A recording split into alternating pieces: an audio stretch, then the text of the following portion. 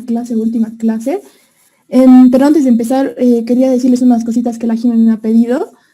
Dice que ayer les ha puesto una presentación en la plataforma sobre el desarrollo del lenguaje y que la revisen eso hasta mañana, que creo que tienen clases con ella y le van a hacer preguntas de cosas que no entienden, porque esta presentación les va a servir para su examen de la película, ¿ya?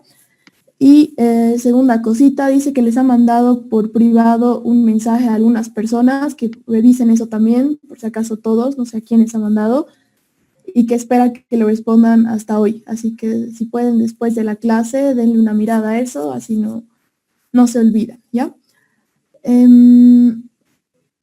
Esperen. Sí, voy a grabar la clase, no se preocupen. La voy a dar esta vez yo sola porque Luciana tenía una cosa del trabajo, así que esta vez la voy a dar solita. ¿Qué más? Sí, eso. Súper, entonces empecemos.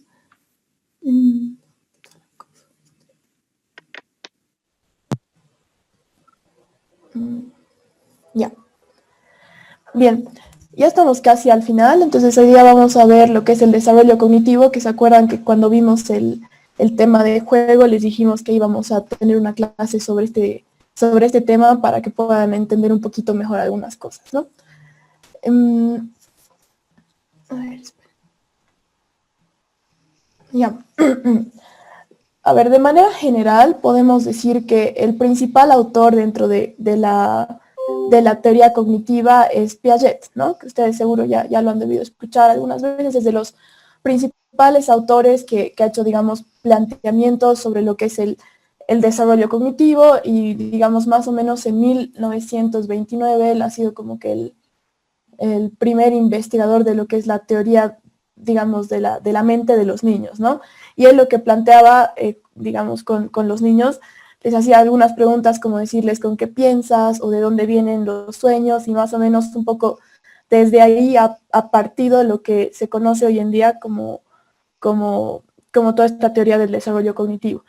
Creo que también hay algunas controversias, ¿no? Respecto a este autor, digamos, más adelante se ha dicho, se ha encontrado también algunas investigaciones que dicen que en algunas cosas se ha equivocado, que no eran los tiempos y ese tipo de cosas, ¿no? Pero de todas maneras nosotros vamos a trabajar esto porque es como que ha sentado las bases, ¿no? Si bien más adelante se pueden encontrar otro tipo de hallazgos o quizás planteamientos que un poco refutan algunas cosas que él plantea, él ha sentado las bases, ¿no? Entonces, por eso creo que es importante conocer y ver qué cosas se mantienen y cómo se retoman o ese tipo de cosas, ¿no? Entonces, creo que hay que tener cuidado con los tiempos, ¿no? Piaget plantea esto, o sea, piensen más o menos en 1920, 29, 30, por ahí, y hay bastante diferencia ahora, ¿no? Entonces, hay algunas cosas que ahora se puede decir, sí, estos hallazgos que plantea Piaget, que eran en tales edades, resulta que son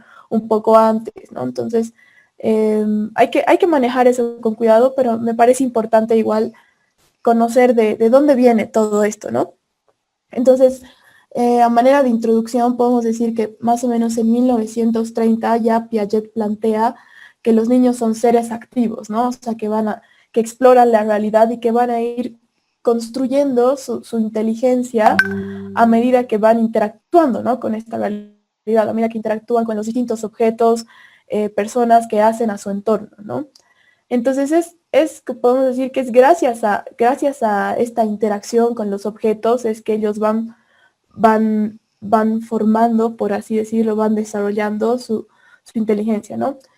Digamos así de manera general, ¿no?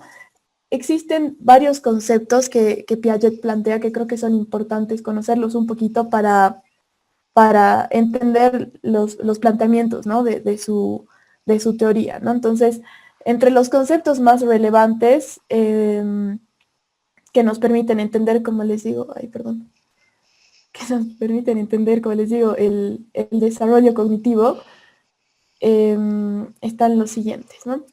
Como primer concepto, podemos ver el concepto de organización, que, bueno, es bastante así como lo dice el nombre, que es justamente, plantea que el ser humano tiene una tendencia a organizar los procesos mentales en estructuras psicológicas, ¿no? Entonces es como que toda esa información que nos llega de afuera, lo que hace el ser humano es la tendencia a hacer un ordenamiento, ¿no? De esa información, de esas distintas experiencias con las que el ser humano se va encontrando en su vida, ¿no? Entonces, a partir de esa información que nos llega, de esas experiencias que vamos teniendo, existe la tendencia a organizarlas y se las organiza en categorías o sistemas, ¿no?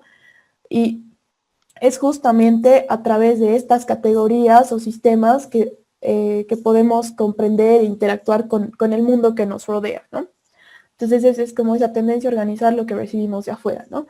Otro concepto que creo que es así fundamental es el concepto de esquemas, que son justamente estas categorías, estos sistemas, ¿no? Entonces hay esa tendencia a organizar y los esquemas como tal son justamente estas categorías que uno como que va formando, estos sistemas que contienen, por así decirlo, toda esta información que vamos recibiendo, ¿no? Sí, entonces es como que a través de estas, perdón, a través de estas categorías de estos sistemas tenemos la posibilidad de representar mentalmente los objetos, los sucesos y las personas con las que vamos interactuando, ¿no? Sí, entonces es lo que nos permite justamente hacer esta representación mental, ¿no? Y existen dos procesos fundamentales. No, perdón. Está la adaptación, como les decía, es otro concepto importante que conlleva, que implica dos procesos, ¿no? Entonces, la adaptación, tal cual como suena el nombre, es la tendencia del ser humano a ajustarse, a adaptarse al entorno, ¿no? Entonces, ¿y qué se necesita para poder hacer este ajuste al entorno que se nos presenta? Se requieren de dos procesos, según Piaget. En primer lugar, y son dos procesos que van a ir de la mano, ¿no? Entonces, sí, o sea, piensen como que no es que va el uno sin el otro, ¿no? Es como una cosa así más simultánea, por así decirlo, ¿no? Que se van dando. Entonces, uno de esos procesos es la asimilación. Y por asimilación se entiende esta manera en la que va a tener el ser humano de afrontar, digamos, de recibir el estímulo de afuera, ¿no? Entonces es como que la manera en que el ser humano va a asimilar tal cual el nuevo estímulo, ¿no? Entonces esa nueva información que nos está llegando se la suma, por así decirlo, se le añade algún esquema mental previo, ¿no? Entonces como que imagínense, tenemos ya no sé, un esquema mental determinado y nos llega un estímulo nuevo, entonces en base a eso vemos cómo acomodarlo a algo que ya conocemos, ¿no? Alguien tenía una pregunta, creo que alguien aprendió su micrófono.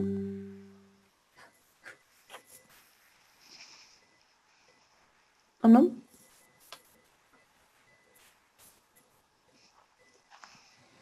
Ya, capaz así un error. Ya, entonces como les decía, la asimilación implica tratar de entender algo nuevo y ajustarlo a algo que ya conocemos previamente, ¿no?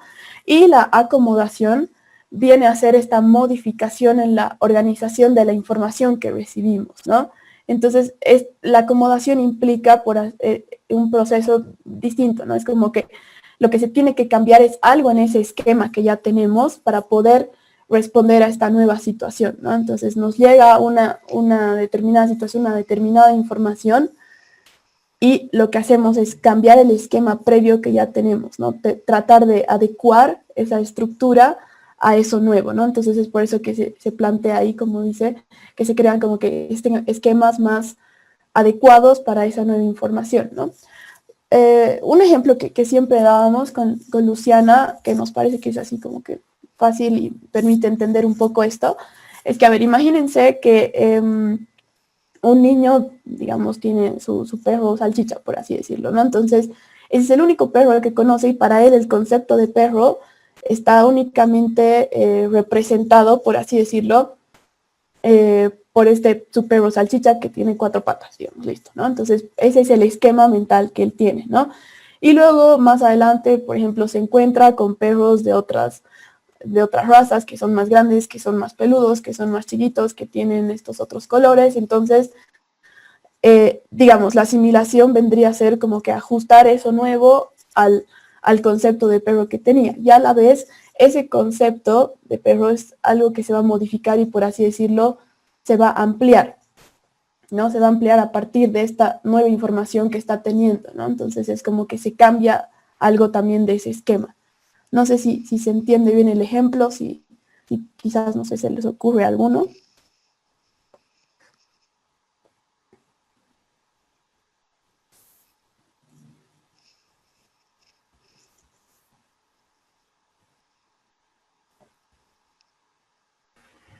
Se ha entendido bien el ejemplo que has dado. Súper. Si alguien también tiene algún ejemplo, no sé, es que a mí me parece bien fácil hacerlo así con esto. Entonces, si alguien más tiene alguno, puede decirlo, no sé si quieren. Y si no, seguimos adelante.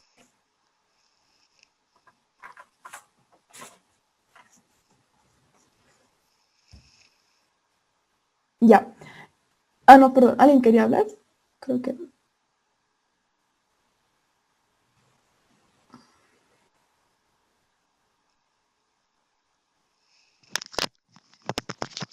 Tal vez podrías explicar un poquito más acerca de la asimilación y la acomodación. Dices los conceptos como tal, ¿no? Ajá. Ya, entonces, a ver, asimilación es tal cual como suena el nombre, ¿no? Esto implica, digamos, nosotros ya tenemos, nos hacemos una idea de algo, ¿no? Tenemos un esquema, por eso les decía, un esquema sobre un tema determinado. Entonces, conocemos alguna cosa nueva y esa cosa nueva que la conocemos la tratamos de entender y de ajustar en base al esquema que ya tenemos sobre eso, ¿no? Entonces es como que ese nuevo estímulo que estamos recibiendo se lo suma al esquema previo que ya tenemos, porque eso nos posibilita entender, digamos, mejor esta nueva información, ¿no?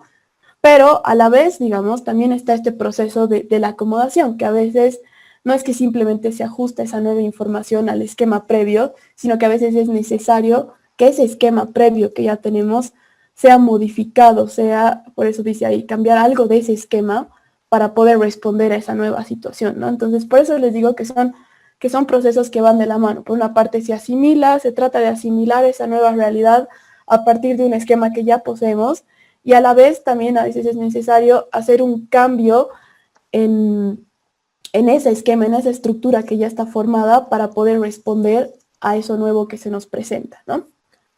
¿Te queda más claro?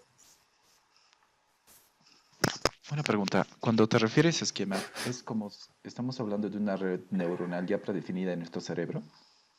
Estamos hablando de una categoría, como les decía acá, ¿no? Los esquemas, según Piaget, son categorías, son sistemas. A ver, digamos, a mí me parecía más fácil entenderlo así. Piensen que son como compartimentos de información, ¿no? Es como, yo lo pensaba así para visualizar mejor. Piensen que son como, no sé, cajitas, así como pequeñas cajas donde se almacena distinta información, que nosotros la vamos formando, digamos, a nivel mental, ¿no? Entonces se van haciendo estas categorías, estos esquemas, justamente son el lugar donde se va a ordenar esta información que recibimos y es lo que nos permite representar mentalmente los objetos, las personas, los sucesos con los que nos vamos relacionando en nuestra vida, ¿no? ¿Te queda más claro? ¿No es un poco relacionado a lo que te refieres esto a memoria cuando dices almacenar? Sí, o sea, sí, no lo entiendan como que es la memoria, pero sí, me parece que almacenar es la palabra más fácil como para entender que estos esquemas son como un sistema, como una categoría más fácil que donde nosotros vamos ordenando esa información y nos vamos haciendo ciertos conceptos, por así decirlo, ¿no? Ciertos conceptos, ciertas formas de poder entender los objetos, los sucesos, todo lo que acontece en nuestra vida, ¿no? Entonces, por ejemplo, digamos, puedes tener un esquema de animales, ¿no? Entonces, a medida que el niño conoce primero animales, un esquema para el niño de animales inicialmente puede ser solamente el animal que tiene en su casa, digamos, para él esos animales. Luego, a medida que va conociendo a ese esquema, se va ampliando, se añaden otros animales, después se puede subdividir hay distintos tipos de animales, hay animales terrestres, acuáticos, etcétera, ¿no? Entonces, son como categorías, tal cual. Entonces tú dices que son pequeños conceptos que relacionan a un todo. Mm, no es que, o sea, sí, o sea, a ver cómo te respondo. ¿En qué te refieres que relacionan a un todo? ¿Qué Es que, entiendes tú por por eso? ejemplo, para definir a un animal, por ejemplo, puedo decir tiene que tener cuatro patas, tiene que tener una cabeza, tiene que tener una cola, y en función a esas pequeñas ideas, cuatro patas, cabeza y demás, estoy construyendo ya un concepto. Ujú, No sé sí, si eso sería el esquema, tal vez es eso, ¿no? Para un poco guiarme. sí, son esas categorías, ¿no? Al principio esos esquemas, como te digo, como son niños, por ahí no tienen tantos elementos, por así decirlo, ¿no? Porque para ahí, para el niño, como les decía, solo conoce a este su perro salchicha y eso es el único concepto de perro, ¿no? Entonces, a medida que después va conociendo, va identificando otro tipo de elementos, ese concepto se va ampliando y se va relacionando, ¿no?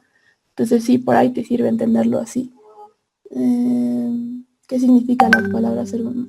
SH, yo lo pongo como ser humano y la letra E es estímulo. Sí, gracias, Nicola. Perdón, acabo de leer que has respondido.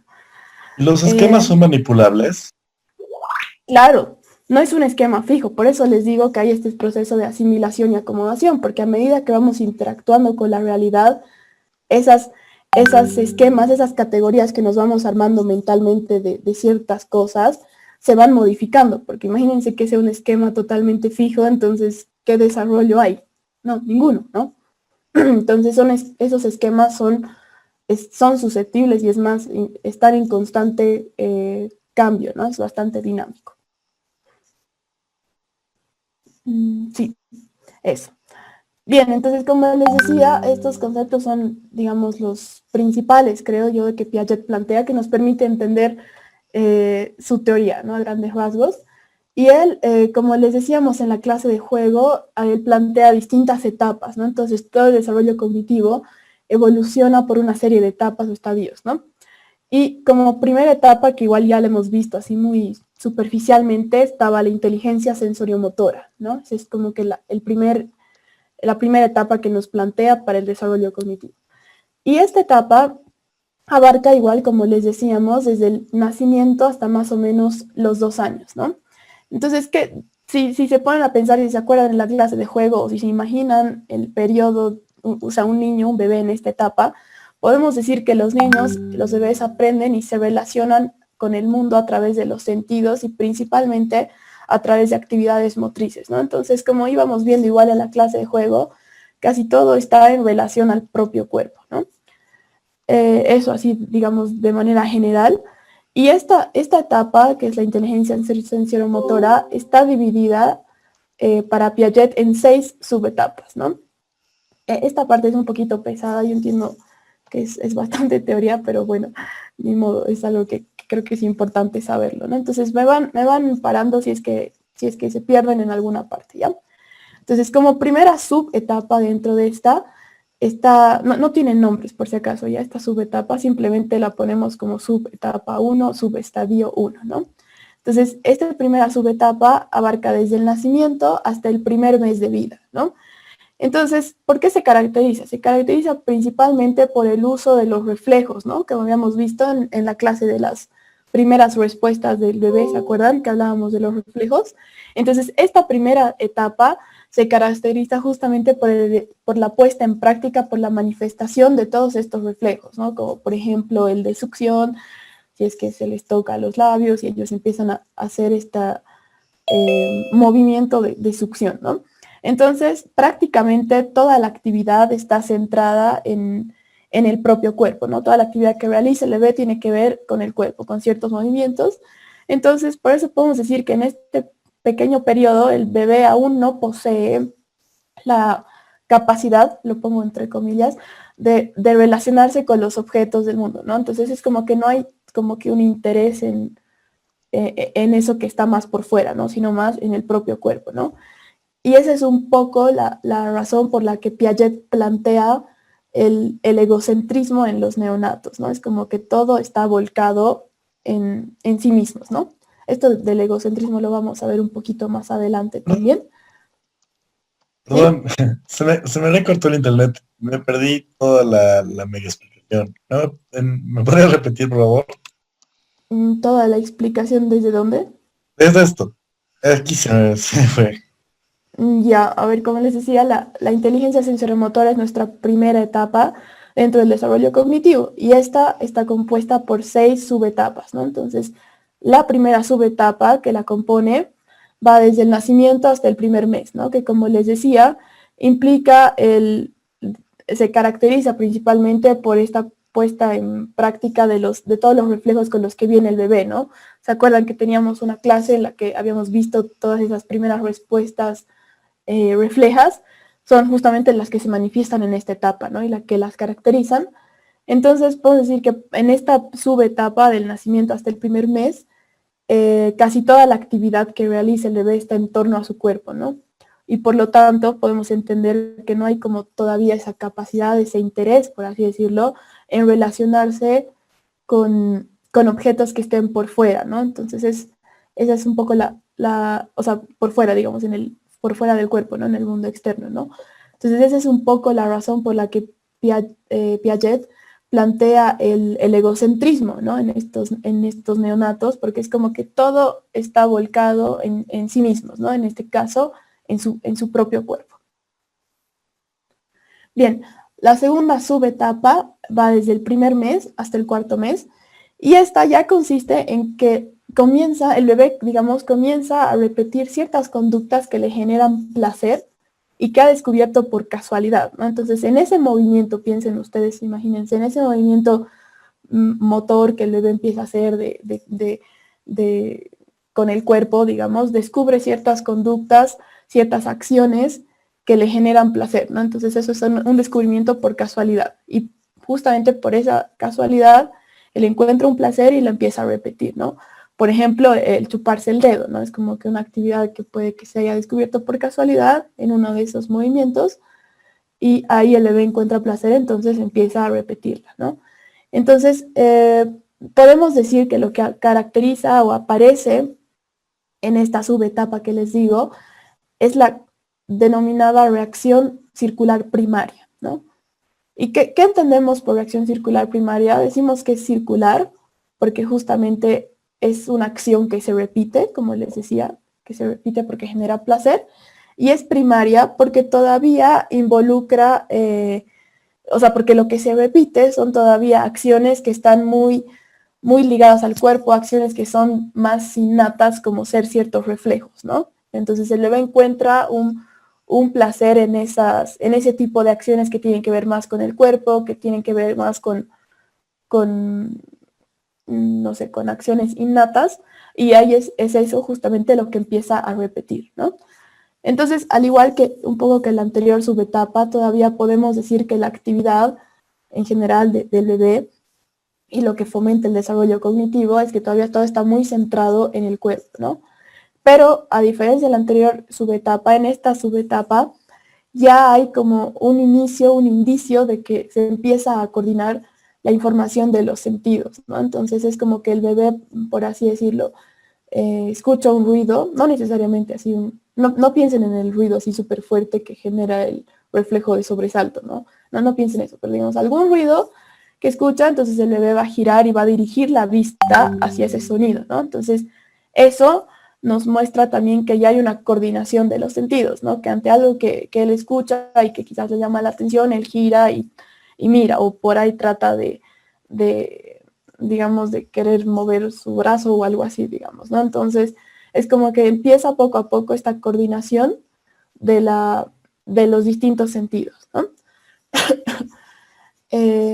Sí, básicamente eso, ¿no? Ya en la tercera subetapa, que abarca desde los 4 hasta los 8 meses, ya aparece acá el desarrollo del interés sobre el entorno, ¿no? Entonces ya en este tiempo que va de los 4 a 8 meses, el bebé empieza, toda esta cosa que estaba tan centrada en el cuerpo, en los movimientos motores de su propio cuerpo, se empieza no es que empieza a desaparecer, pero como que se aplaca, por así decirlo, y empieza a surgir este interés por lo que está por fuera, ¿no? Entonces, esta subetapa, o sea, el desarrollo cognitivo está justamente en esta experimentación que el bebé va a ir teniendo con los distintos objetos, ¿no? que lo rodean, ¿no? Entonces, es como que también en esta etapa el bebé también comienza a darse cuenta de una relación de causa y efecto, ¿no? Y ahí para eso me parece, digamos que un ejemplo bueno es imaginarse, a ver, imagínense un bebé que está agarrando una sonaja, ¿no?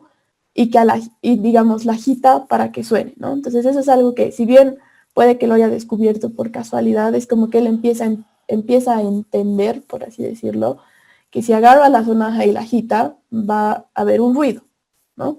Entonces es como que empieza a repetir esa conducta, ¿no? Y a esta repetición, en este caso, se la conoce como reacción circular secundaria, ¿no? Circular, otra vez, porque hace referencia a que se está repitiendo algo, ¿no? Y secundaria, en este caso, porque lo que se repite ya no son acciones tan innatas o, digamos, sí, tan innatas o como decíamos en la anterior subetapa, sino son acciones que ya tienen que ver con objetos externos, ¿no? Son acciones que son conductas, si quieren, ya más intencionadas, justamente porque el bebé empieza a, sí, como que a entender que si hace este movimiento con la sonaja, va a sonar, ¿no? Entonces empieza a entender un poco, se empieza a formar un poco esta comprensión de la relación causa-efecto, ¿no? Entonces, él repite una acción porque le parece que, porque, digamos, está pudiendo, a ver cómo les digo, porque obtiene de esa acción una respuesta del objeto o una respuesta de afuera que a él le parece llamativa, que a él le genera placer, ¿no? No sé si se entiende esto. Es como repetir una conducta para, porque sabe que porque sabe que lo que genera esa conducta o esa acción es a lo que a él le llama la atención, ¿no? Que le resulta como que interesante, ¿no? Entonces es por eso que la repite y es por eso que decimos que es secundaria, ¿no? ¿Se entiende la diferencia entre una reacción circular primaria y una reacción circular secundaria? Sí, súper. Y sí. Súper. Ya, perfecto. Es que es medio, a veces medio enredado esto, muy teórico, así que perdonen, pero bueno, no queda otra. Perdón, María Emilia, entonces, solo para resumir, esta reacción circular primaria tiene que ver con acciones mucho más innatas y esta secundaria ya es más con relación a los objetos porque deja de centrarse todo en el cuerpo, digamos, ¿no? Exacto, perfecto, sí, mejor resumido de lo que yo dije, así que sí. Entonces, algo que también caracteriza esta segunda etapa, como ya estamos viendo que hay un interés por el entorno, que hay... Ay, perdón, no sé qué he hecho sin querer con mi cámara.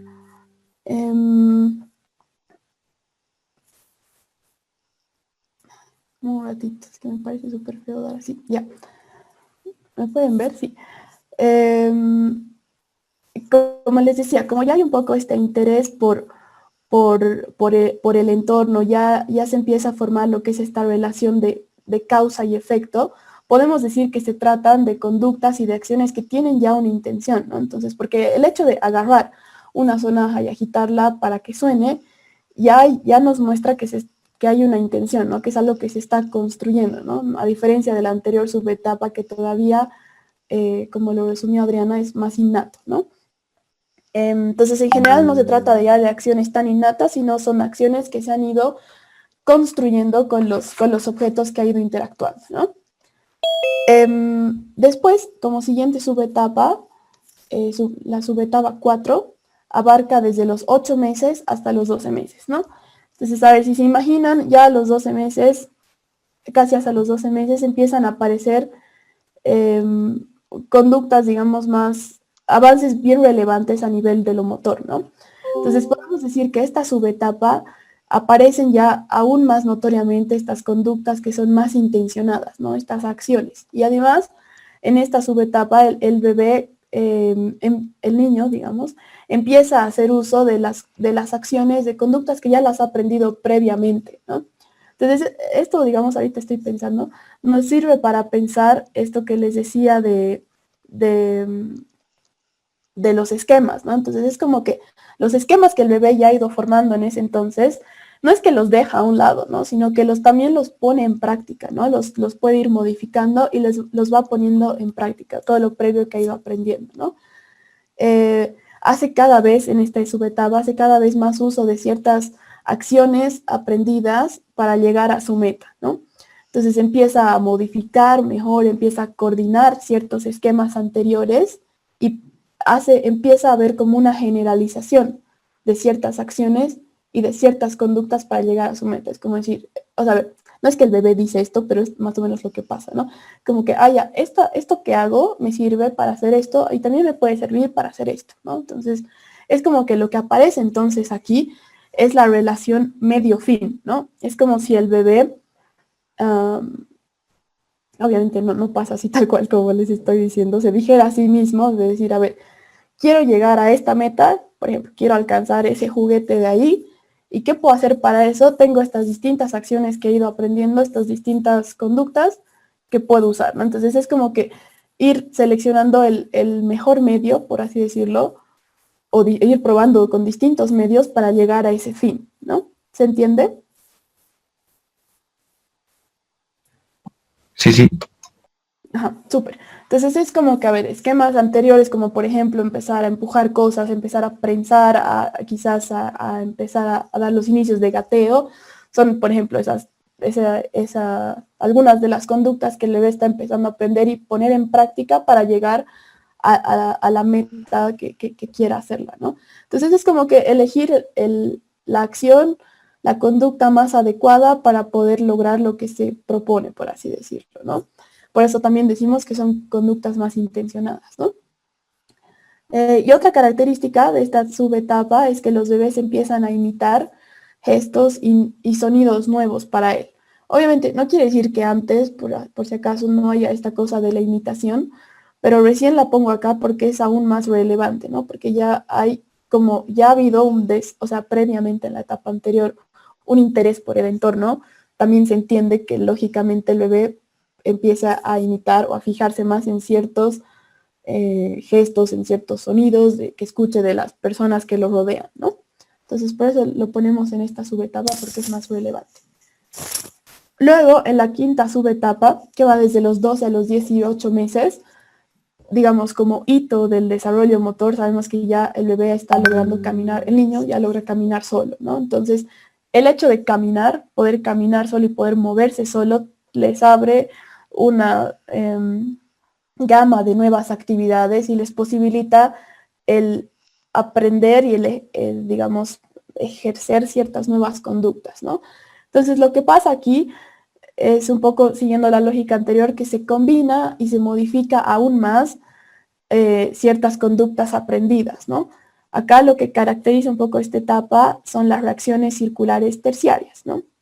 Circular, como les decía, porque está esto de la repetición de una acción, y terciaria en este caso, porque lo que hace que se denomine terciaria es que el niño empieza a introducir variaciones en esos esquemas, ¿no? Entonces es como que tiene un esquema a ver, no sé, bueno, no sé, me ha ido ahorita mi ejemplo, pero bueno, a ver, tiene un determinado esquema para hacer algo, ¿no? Entonces, en vez de solo centrarse en esa forma de hacerlo, va a probar con otro, ¿no? Entonces, ahí está el ejemplo del pato de hule, ese es súper clave. Digamos que el bebé, digamos, tiene un pato de hule que si él lo ajusta con la mano, el pato hace un ruido, ¿ya? Entonces, en vez de repetir únicamente esa conducta de agarrar el pato de hule, ajustarlo y sonar, en esta etapa es como que se empiezan a introducir variaciones, como les decía. Entonces, por ahí el niño puede, en vez de ajustarlo, pisar el pato y va a sonar igual, ¿no? Entonces, es como que introducir distintas variaciones y tratar de llegar a un mismo resultado, ¿no? Entonces, es a través de este ensayo y error, como dice acá, que él va a poner a prueba nuevas conductas, nuevas acciones que le permiten llegar a esta meta, ¿no? Que, como les decía en el ejemplo del pato de hule, que es lograr al final que el pato haga este sonidito, digamos, ¿no? ¿Se entiende?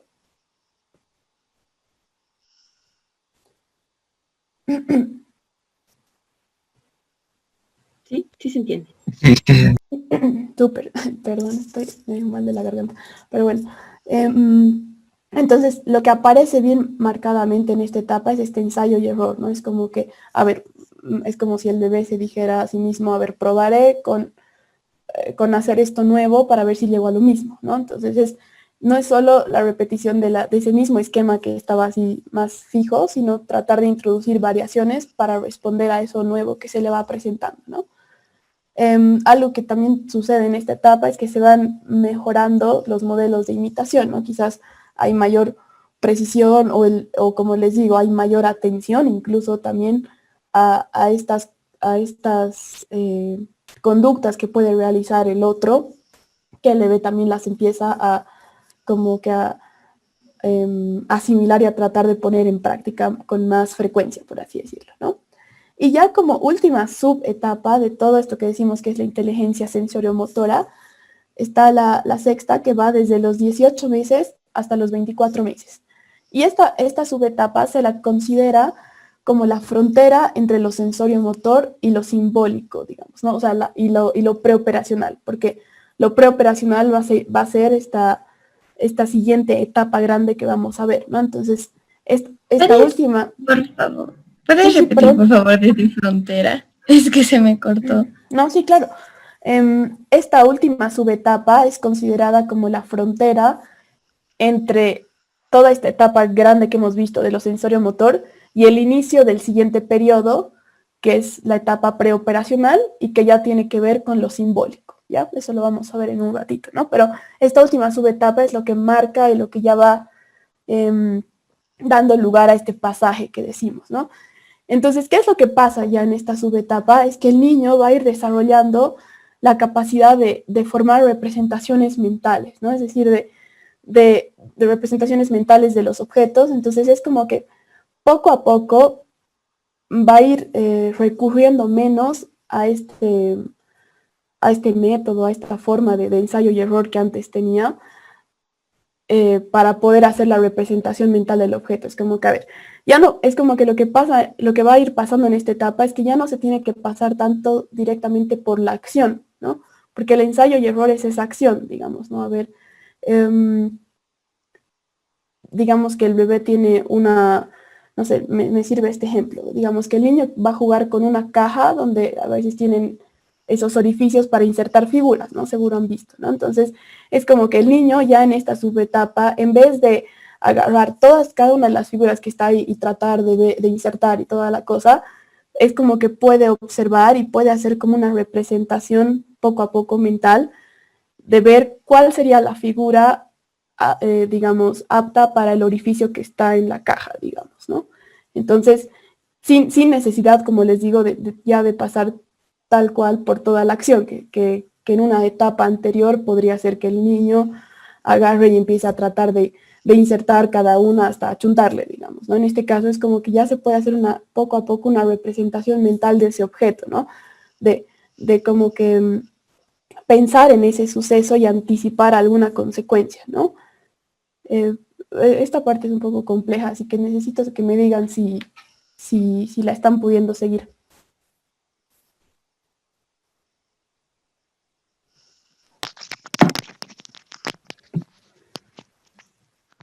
Perdona, cuando dices que cambia de esquemas, que varía sus esquemas, ¿te refieres a que cambia la información que estaba anteriormente y la borra? No, no es que se borra. Como digo, no es que un esquema necesariamente borra al otro, pero simplemente o sea, es esto de la variación de esquemas, Roberto, por si acaso me refería más a la anterior subetapa, a la quinta. Ahorita estamos en esta sexta, que lo que digo que la caracteriza es esta formación de representaciones mentales, ¿no? De los objetos, ¿no? De poder recurrir cada vez menos a esta técnica, a esta forma de tener que pasar por el ensayo y error, que sería como que por la acción directa, sino más bien de poder hacer como una especie de operación más mental, ¿no? Eso es lo que quería que me digan si queda claro.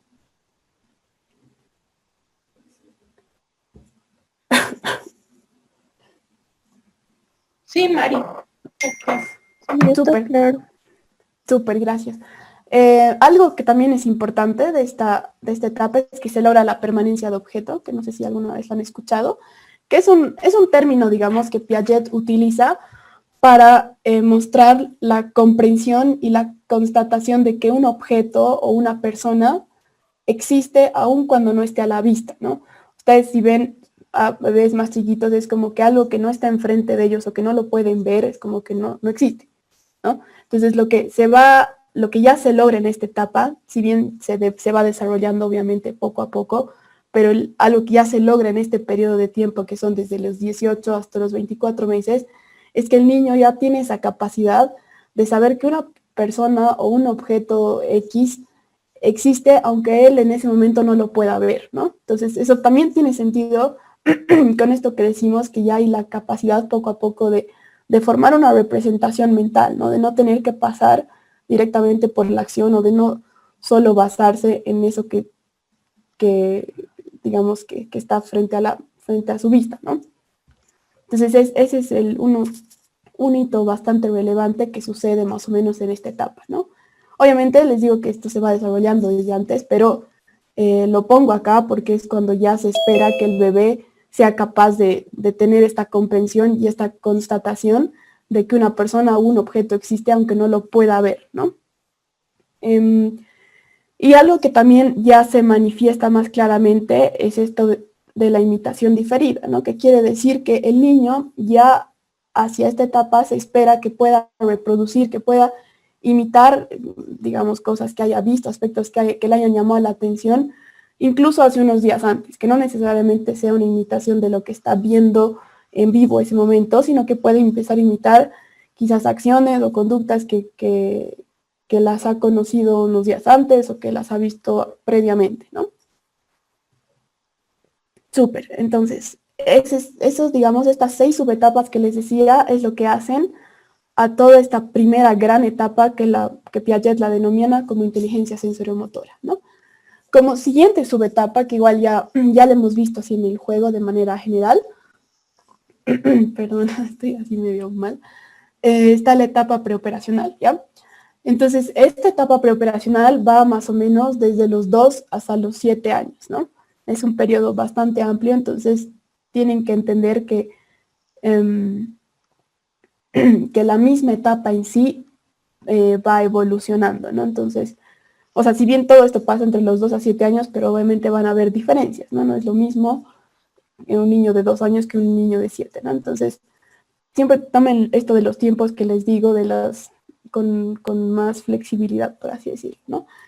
En esta etapa, digamos, el niño está inmerso en una realidad o sea, digamos, lo que acontece, esta realidad que hace perdón, lo que hace esta realidad del niño está compuesta por, si quieren, 3 planos, ¿no? Por el mundo físico de los objetos, que es algo que ya lo ha conocido bastante en las etapas previas, el mundo social de las personas. Piensen que también aquí ya hay un mayor interacción social, que creo que eso ya lo van a ver con la Jime mañana. Y sobre todo lo principal de esta etapa es, digamos, que el niño se va a encontrar más con este mundo interior de las representaciones, ¿no? Esto es así como que lo que caracteriza fundamentalmente y lo que se desarrolla en esta etapa, ¿no? Entonces, ¿cuáles son las características principales, ¿no? Para que, digamos, si se ponen a pensar, para que el niño sea capaz de hacer una representación, lo que se requiere es de la función simbólica, ¿no? Que ya les hemos venido hablando hace bastante, que es esta capacidad de significar, es lo que posibilita la formación de símbolos mentales mediante imágenes, mediante palabras, mediante signos que permitan representar los distintos objetos, los distintos acontecimientos, las distintas personas con las que el niño vaya a interactuar, ¿no? Entonces es, digamos, lo fundamental para que se pueda hacer una representación mental de algo es que haya esta función simbólica, ¿no? Que es esto que te permite hacer un símbolo mental, que te permite significar a través de una imagen, de una palabra, de un signo, para poder hacer esta representación de eso con lo que nos encontramos, ¿no?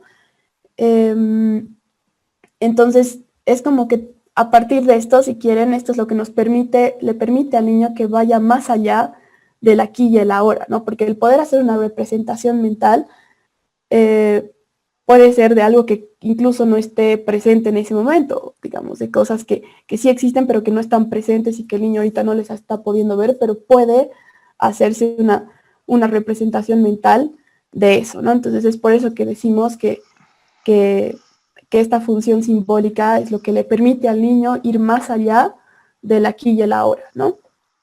Entonces,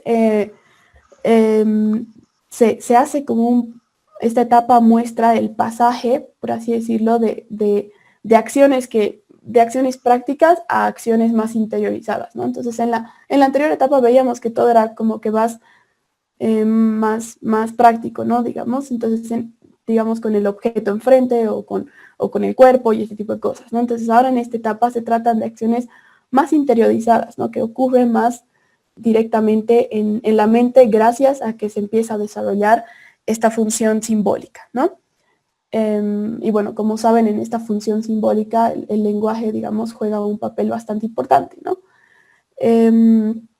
Y todo esto se plasma en distintos medios, ¿no? Que ya los hemos visto a través del juego, a través del dibujo, a través del lenguaje de palabras que el niño va creando, ¿no? Entonces, todos estos son medios de expresión simbólica, ¿no? Es como ya han visto en el dibujo, el niño le puede otorgar un significado, hace su trazo, digamos así, y él le otorga el significado de que eso representa no sé qué, ¿no? O en el juego que les decíamos, ¿se acuerdan? Lo del palo de escoba, para el niño eso representa el caballito con el que va a jugar, digamos, ¿no? Entonces, lo que se requiere en esta etapa es que se tome al objeto por lo que representa y no por lo que es en sí mismo, ¿no? Es tal cual como el ejemplo de la escoba, ¿no? Es como que en sí mismo, eso es el objeto en sí mismo es un palo de escoba. No, pero el niño lo está usando, va a hacer que ese palo de escoba represente otra cosa, ¿no? Represente este caballo con el que va a jugar y no sé qué, ¿no? Entonces lo importante es otorgarle, como les digo, este significado, o sea, este significado al objeto, ¿no? Entonces es por eso que lo que digo que lo que prima es lo que el objeto representa y no lo que es en sí mismo, ¿no?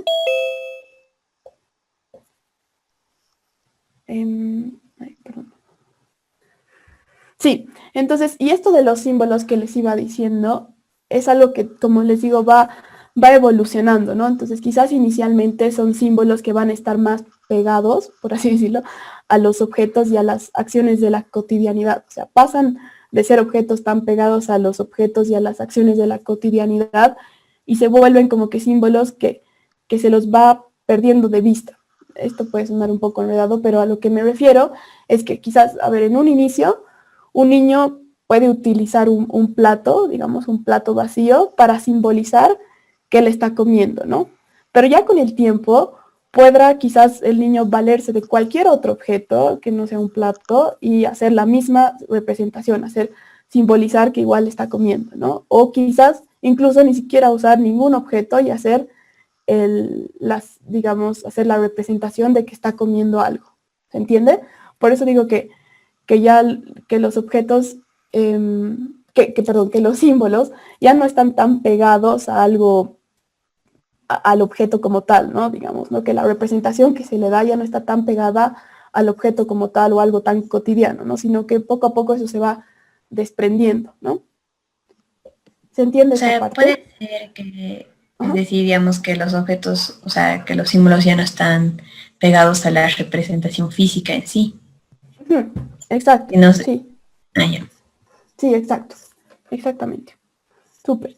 Bien, como siguiente característica de todo este periodo es que se empieza, o sea, el análisis que hacen los niños en esta etapa está muy basado todavía en las apariencias perceptivas, ¿no? En lo que ellos están viendo, ¿no? Es como que se van guiando en lo que ven en un momento determinado, ¿no? Por ejemplo, ustedes han debido escuchar lo de la tarea de la conservación que hace Piaget, no sé si la han escuchado, por ahí algunos sí. ¿En qué consiste este experimento? Se colocan dos vasos iguales y se los llena con la misma cantidad de agua, ¿no? y se les pregunta a los niños cuál tiene más, ¿no? Entonces, los dos, o si tienen la misma cantidad. Entonces, generalmente los niños responden que tienen la misma cantidad. Pero luego uno de estos vasos, o sea, uno de estos vasos, se vierte la cantidad de uno de estos vasos en un vaso que, por ejemplo, sea más delgado y más alto, ¿no? Y luego se le hace la misma pregunta al niño y ahí ellos responden que el vaso que es más delgado y más largo tiene más cantidad, pese a que han visto que de los dos vasos iguales se ha vertido esa cantidad sobre ese vaso más largo, ¿no? Entonces, esto nos muestra que todavía, si bien se está desarrollando esta función simbólica y todo eso que decíamos antes, todavía ellos seguían mucho por lo que están viendo, ¿no? No son capaces de hacer un análisis, una inferencia a partir de algo que no ven, ¿no? ¿Se entiende este ejemplo?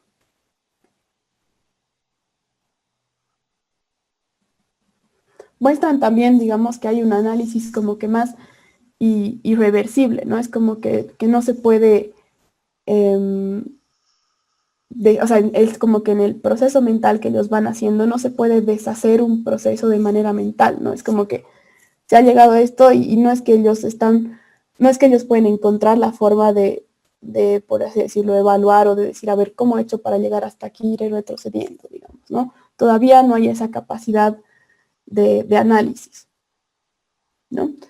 ¿Tienen alguna pregunta hasta aquí?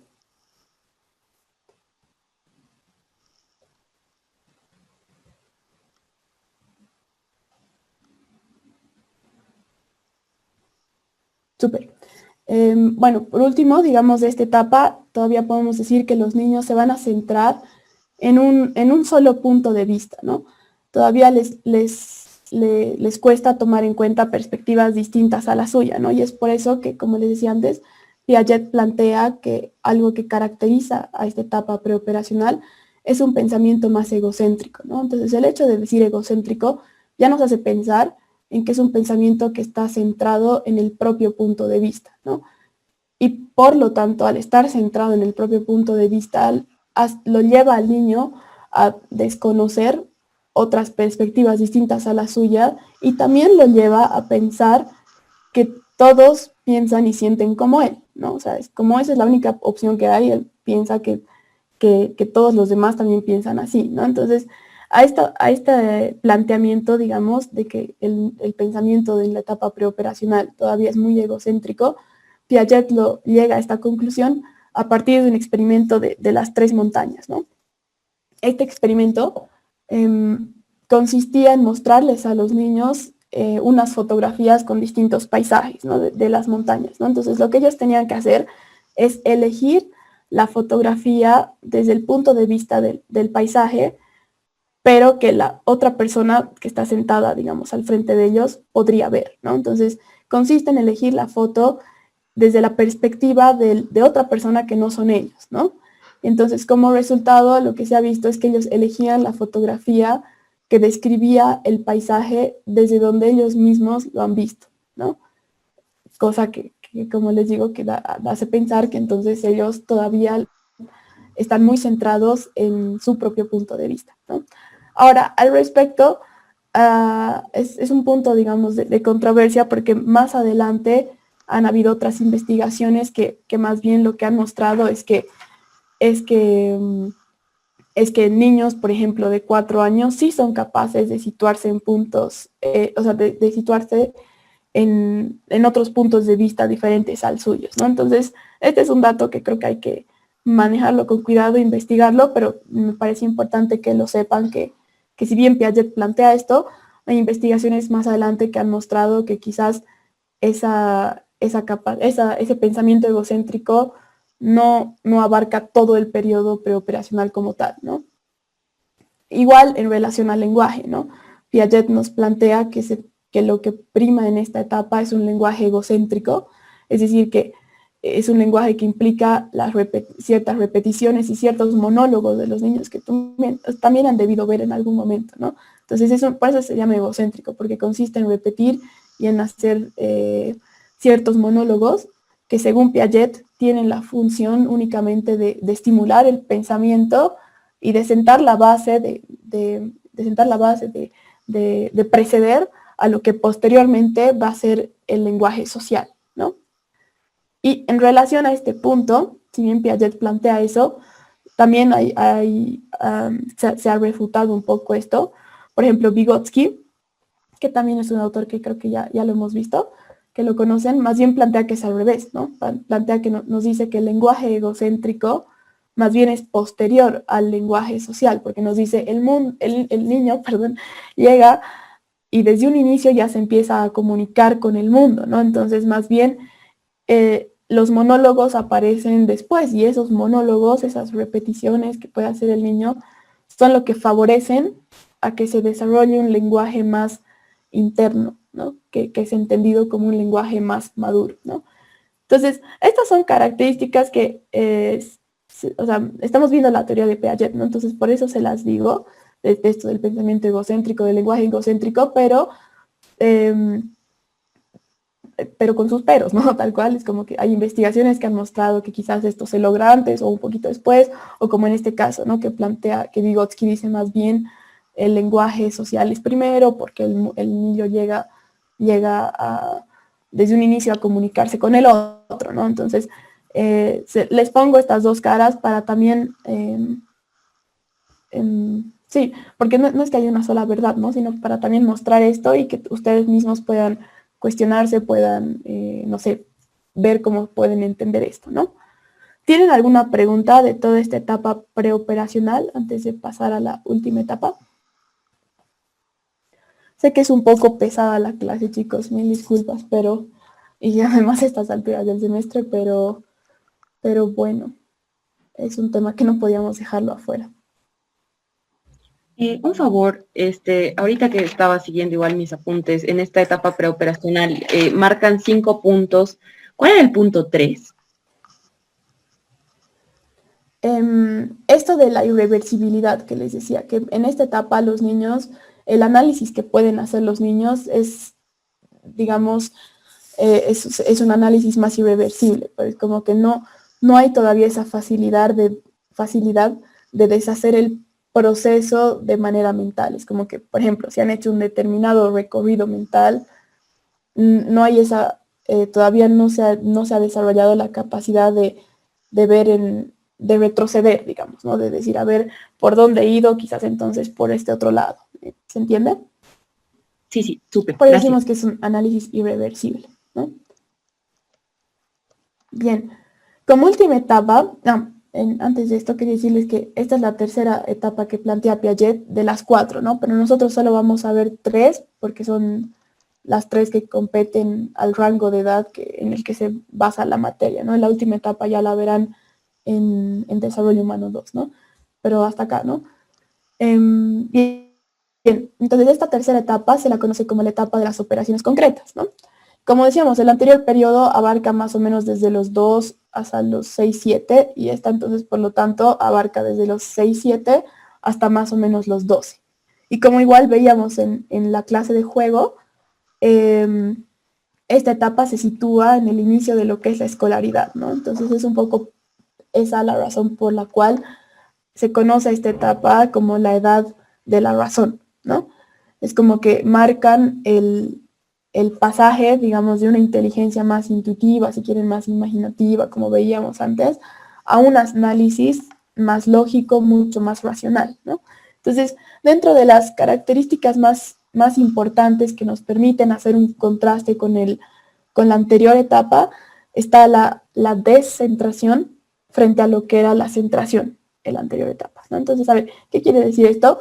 Quiere decir que ya en esta etapa los niños empiezan a considerar varias perspectivas, ¿no? Es como que ya no se van a centrar únicamente en algo que quizás puede ser más llamativo o puede ser más dominante, sino que empiezan a abrir un poco, empieza a haber como una cierta amplitud a considerar distintas perspectivas, justamente porque ya se empieza a formar lo que es un pensamiento más objetivo, menos egocéntrico, menos volcado en sí mismos, ¿no? Sí, por ejemplo, digamos, si seguimos el ejemplo de las montañas en esta etapa, se podría decir que ya casi todos los niños serían capaces de ubicar cuál es la imagen del paisaje vista por la otra persona, ¿no? Entonces, por eso les digo, hay una descentración, porque ya se puede hacer como un análisis más reconstructivo, un análisis que implique poder como que, digamos, salirse de su propia perspectiva y tratar de ponerse en la de la otra persona, ¿no? Y todo eso ya de manera mental, ¿no?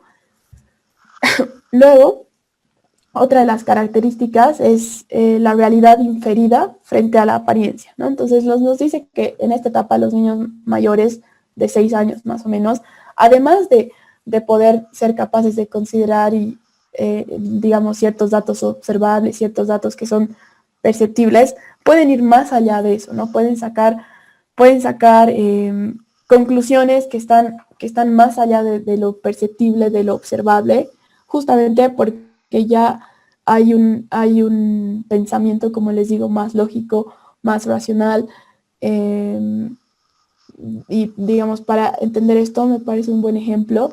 Digamos, si tenemos un grupo de niños de 2 a 6, que vendrían a ser los niños de la etapa preoperacional, y un grupo de niños de 6 más o menos a 12, ya a esos niños, a esos dos grupos, se les muestra primero una caja como la que ven acá, apoyada, digamos, de un lado, y luego se les muestra esta imagen de acá que está apoyada sobre una vértice, ¿no? Entonces se les pregunta a ambos grupos si tienen la misma forma, ¿no? Entonces lo que se ha visto es que los niños de esta etapa de las operaciones concretas te dicen que sí, ¿no? Entonces son capaces de hacer esta deducción más lógica, a diferencia de niños preoperacionales que podrían responderte que más bien son distintas, ¿no? Entonces, creo que es un buen ejemplo para ver que estos niños de las operaciones concretas van más allá de lo observable, ¿no? De lo meramente perceptible, ¿no? Sino pueden hacer otro tipo de análisis más lógico, más profundo, sin depender tanto de lo que netamente aparece frente a la vista, ¿no?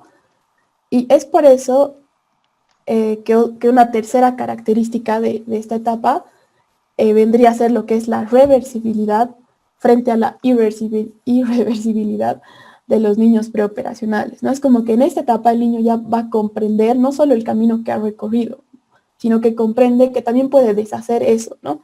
A ver, les pongo un ejemplo bien tonto, pero digamos que hay una cierta cantidad de manzanas que el niño ha puesto y él va y luego aumenta más manzanas, ¿no? Entonces ya sabe que si bien ha aumentado, él puede agarrar y quitar esas manzanas y volver a lo mismo, ¿no? Entonces es como que hay esa capacidad de hacer algo y de saber que se puede deshacer, ¿no? Por eso decimos que es reversible, ¿no?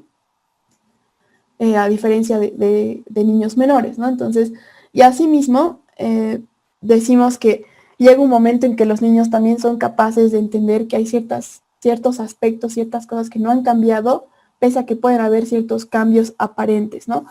Si pensamos en el experimento que les decía de conservación de lo de los vasos, acá los niños, pese a que vean un vaso más largo y más delgado, van a ser capaces de decirte, no, pero es la misma cantidad de agua, aunque se ve distinto, pero es la misma cantidad de agua porque inicialmente había la misma cantidad de agua en dos vasos exactamente iguales, ¿no? Entonces, y hay esa capacidad de, como les digo, de hacer un análisis reversible, ¿no? Y por último, a lo que caracteriza esta etapa es lo que se conoce como que las transformaciones frente a los estados, ¿no? Entonces, a ver, esto suena a que un poco raro, pero suena a que gracias a que hay un pensamiento más flexible, más reversible, eso le permite al niño centrarse en la transformación, ¿no? Y no solo en el estado inicial de algo o en el estado final, ¿no? Que pasa con los niños más chiquitos, ¿no? No les pasa que a veces han debido ver, ¿no? Que armar un juguete con el niño es como que ellos se centran en cómo quedó al final y todo el proceso de cómo se lo transformó, se lo fue armando y no sé qué, es como que queda a un lado. En cambio, en estos niños mayores de las operaciones concretas son capaces ya de hacer una movilidad de pensamiento, de poder seguir esa transformación, ¿no? De poder de poder captar, de poder prestar atención, digamos, a ese proceso de transformación y no tanto como era al inicio y directamente el final, ¿no? ¿Está claro?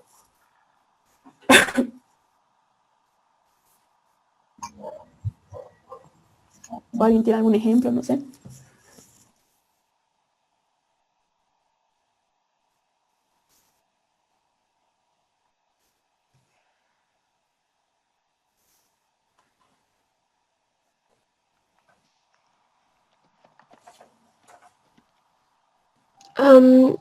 Sí, porfa, ¿será que puedes repetir el punto 3, por favor?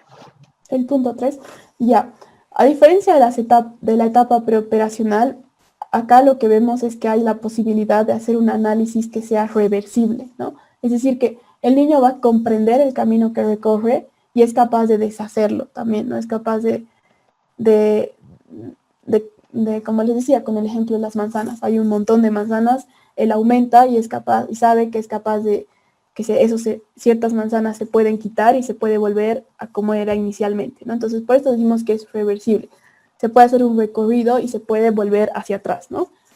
Y también este punto, este tercer punto, hacía referencia a lo que decimos que llega un momento en la etapa de los niños en que son capaces de entender que algo se conserva, ¿no? Que nada cambia, pese a que pueden haber algunos cambios más aparentes, ¿no? Como en el ejemplo de la conservación de los vasos que les decía, acá ya van a saber, son capaces de decir, ya, si bien está en un vaso más largo y más delgado, sé que es la misma cantidad de agua porque antes estaban en 2 vasos exactamente iguales, ¿no? Entonces, por eso decimos, ¿no? Que el niño va a entender que hay ciertas cosas que no cambian, pese a que aparentemente pueda mostrarse lo contrario.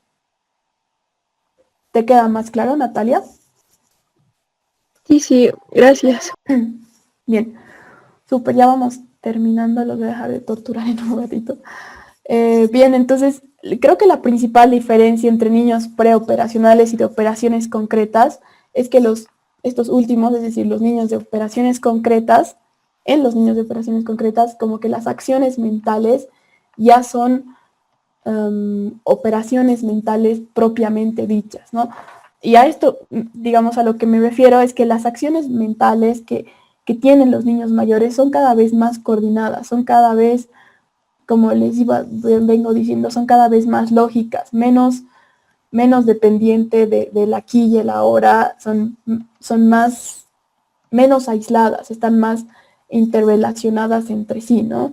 Por eso, entre las operaciones mentales más relevantes es la capacidad en este caso, ¿no? Que empiezan a hacer los niños de comparar, de hacer una clasificación, de poder generar una comprensión un poco más profunda del tiempo, del espacio, del movimiento, ¿no? Entonces, lo que caracteriza una operación mental sean acciones que son más reversibles y que están coordinadas entre sí, ¿ya?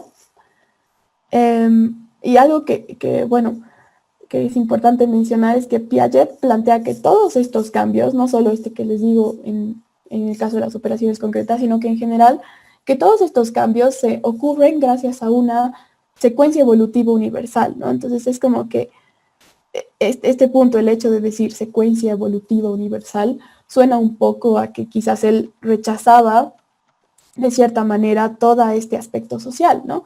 Que como ya hemos visto y todos ustedes lo han visto con la Jime, y creo que es algo que hemos repetido un montón de veces, es que más bien no es así, ¿no? En eso sí, Piaget podemos decir que no sé si equivocado es la palabra, pero se ha centrado más en un solo lado, ¿no?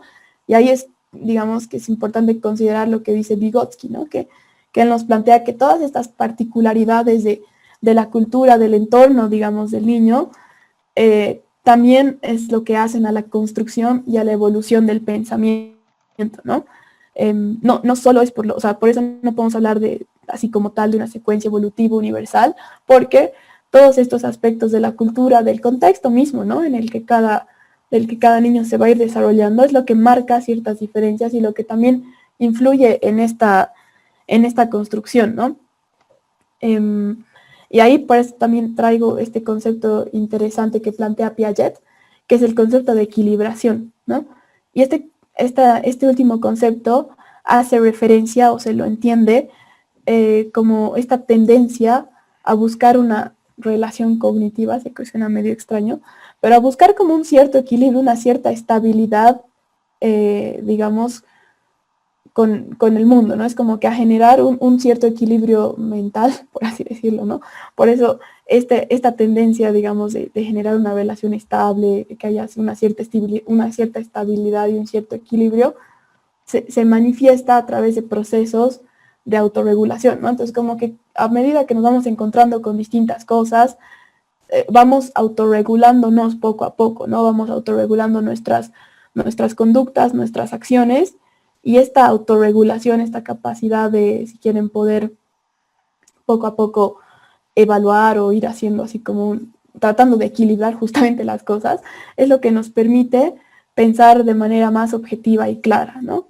Entonces, este término de equilibración me parece relevante porque además de estos procesos de autorregulación que les digo, me parece que también ilustra lo que les venimos diciendo en el semestre, ¿no? Que más allá, o sea, que todo el desarrollo cognitivo y las otras esferas del desarrollo no solo tienen que ver con la maduración biológica, que obviamente sí es fundamental, ¿no?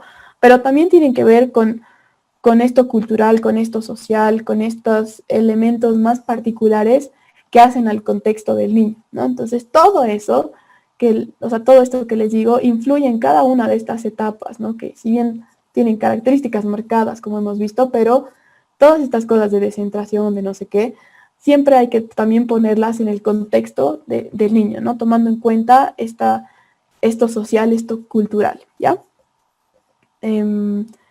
Con eso, digamos, terminaríamos la clase de hoy, que sé que ha sido pesada, pero bueno, espero que no se me hayan podido seguir. Si tienen alguna pregunta, algún comentario, no sé.